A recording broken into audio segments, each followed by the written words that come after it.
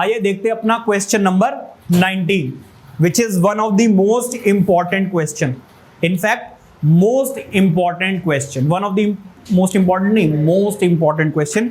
ये कई बार एग्जाम में आया हो, एक ये और एक स्पाइरल वाला, बहुत ही रेगुलर कस्टमर है, ठीक है, क्लास 10th के, तो ये आते जाते रहते हैं।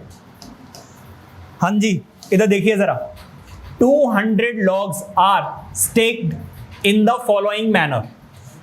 लॉग्स क्या होते हैं भाई, लकड़ी के ऐसे डंडे, ठीक है, कितने हैं ये, 200 है। वो आपसे ये कह रहे हैं 20 logs in the bottom row.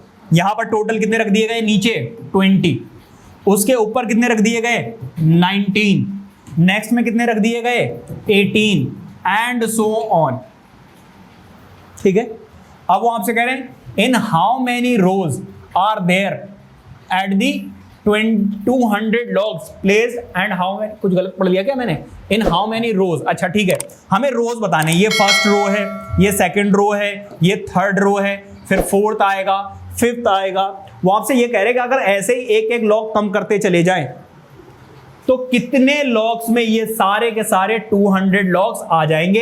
And साथ के साथ वो ये भी पूछ रहे हैं वो आपसे, how many logs are there at the top, सबसे ऊपर कितने लॉग्स रखे हुए होंगे।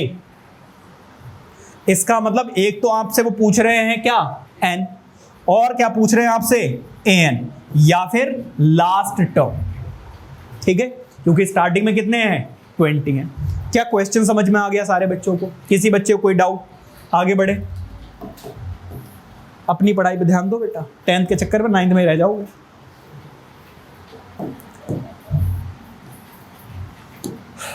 ये सोच रहा 10th की तो बढ़िया लग रही पढ़ाई जब 10th में आएगा तो कहेगा 9th ही सही थी।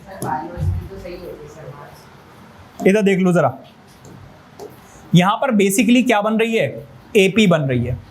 तो यहां पर एपी क्या बन रही है, एपी बन रही है भाई 20, उसके बाद 19, उसके बाद 18 एंड सो ऑन, ठीक है। यहां पर आपको क्या दिया हुआ है, एक तो ए दे दिया है विच इज 20, फिर आपको क्या दे दिया है, डी, कितना, -1, क्योंकि 19 - 20 आपको कितना देगा, -1। बच्चे 1 लिख देते हैं, ये सबसे बड़ी मिस्टेक है इस क्वेश्चन में, ठीक है। बच्चे कहते हैं अच्छा एक एक का डिफरेंस आ रहा है, ये लो जी, डी की वैल्यू कितनी, 1। तो इसका मतलब आपको क्या करना है, प्रॉपरली सॉल्व करके देखा करो, A2 - A1 करके, ठीक है। और n की वैल्यू हमें निकालनी है, और हमें क्या निकालना है, हमें an भी निकालना है, और हमें क्या गिवन है, Sn गिवन है, कितना, 200। यहां पर क्वाड्रेटिक इक्वेशन बनेगी, ठीक है। देखो इधर जरा, Sn का फॉर्मूला होता है n/2 2a + n-1 into d which is equal to 200। ध्यान से समझेंगे, बहुत अच्छा क्वेश्चन है। n/2 2 into a की वैल्यू कितनी है, 20, प्लस n-1 into d की वैल्यू कितनी है, -1, और ये कितना दिया हुआ है, 200। किसी बच्चे को कोई दिक्कत, अब देखो 2 कॉमन आ नहीं रहा यहां से, तो ये 2 डिवाइड हो रहा, उधर जाकर क्या कर दो, मल्टीप्लाई, यहां पर आ जाएगा कितना, 40। इस माइनस से जब आप मल्टीप्लाई करोगे तो माइनस का n बन जाएगा, और माइनस माइनस क्या हो जाएगा, प्लस का 1। ये कितना आ गया, 200 × 2, या फिर डायरेक्टली आप 400 लिख सकते हैं, ठीक है। n, इसको और इसको प्लस करोगे तो 41 -n, इसको सॉल्व करोगे तो क्या आ जाएगा, 400। अंदर मल्टीप्लाई कीजिए, 41n, और n को n से मल्टीप्लाई करेंगे तो n का स्क्वायर, यहां पर क्या आ जाएगा, 400। किसी बच्चे को कोई दिक्कत, अब इसकी हमें जरूरत नहीं तो इसको मैं छोटा कर दे रहा हूं, ठीक है।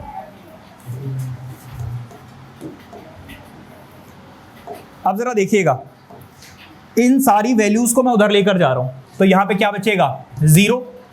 ये माइनस का n है, उधर लेकर जाओगे तो क्या हो जाएगा, प्लस का n², और ये प्लस का 41 है, उधर जाकर क्या हो जाएगा, -41n, और प्लस का क्या है, 400।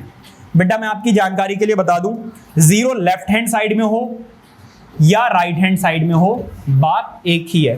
बस ये स्टेप समझाने के लिए। कुछ बच्चे कहते हैं सर यहां तो माइनस का था तो प्लस का कैसे बन गया?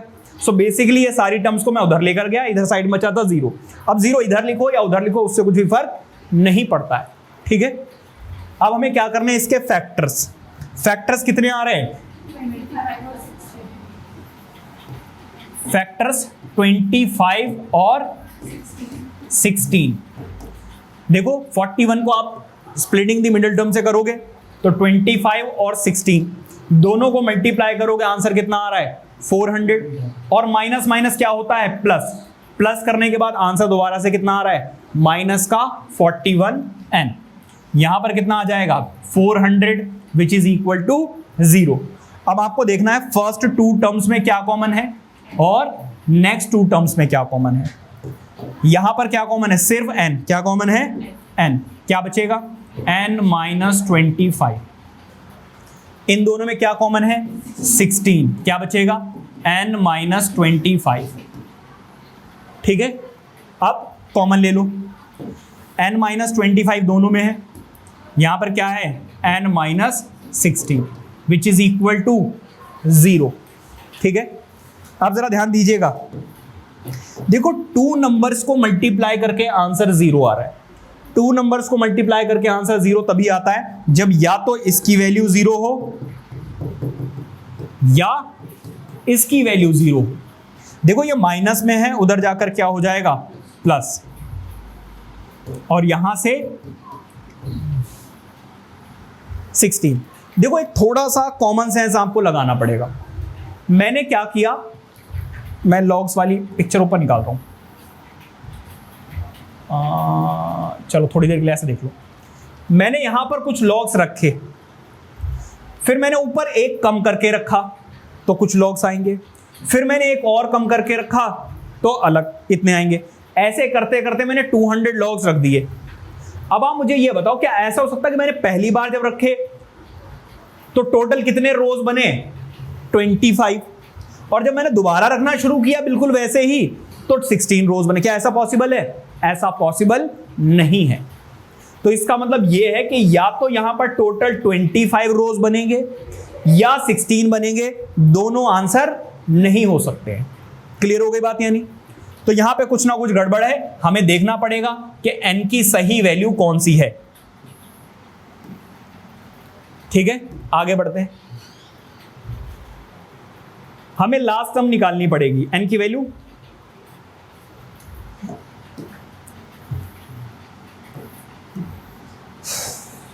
इसको छोटा कर देते हैं, इसकी भी अब हमें जरूरत नहीं है।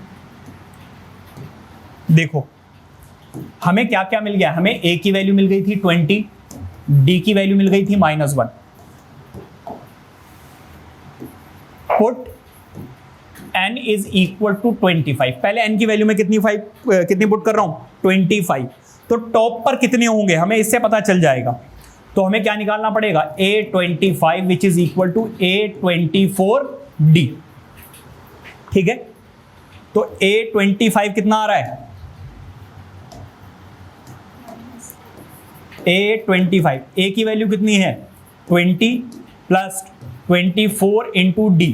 D की वैल्यू कितनी है? -1। तो A25 आ गया आपका कितना? 20 माइनस 24।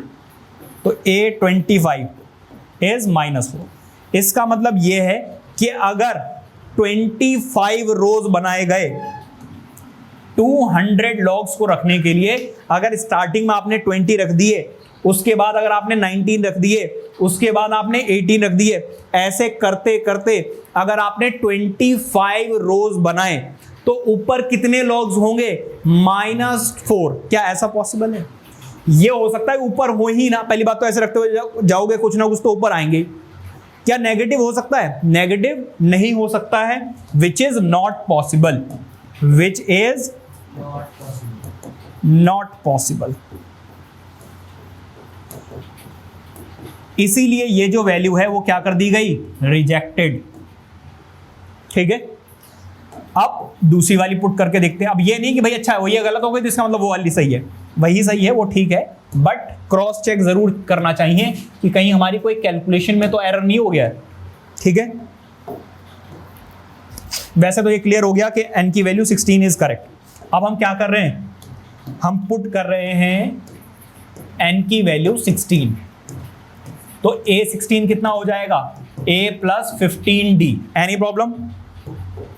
a 16 कितना आ गया, a की वैल्यू कितनी है 20 प्लस 15 और d की वैल्यू कितनी है -1, आंसर कितना आ गया 20 माइनस 15, a की वैल्यू 5।